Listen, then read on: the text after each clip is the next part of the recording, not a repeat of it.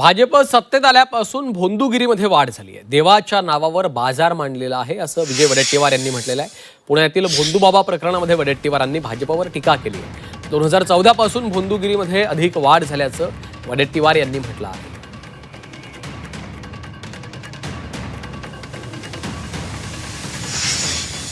भोंदूगिरीचा वाढ जो झाला आहे हे भारतीय जनता पक्षाचं सरकार 2014 पासून आल्यापासून हे भोंदूगिरीचे प्रचंड वाढ झाली. अंधश्रद्धेमध्ये वाढ झाली. देवाच्या धर्माच्या नावाने फसवण्याचा धंदा, हा गोरखधंदा प्रचंड वाढला. म्हणून लोक त्याला बळी पडतायत आणि पाय धुतायत. पाय धुतले तर धुतले, पण पाणी पण पितायत.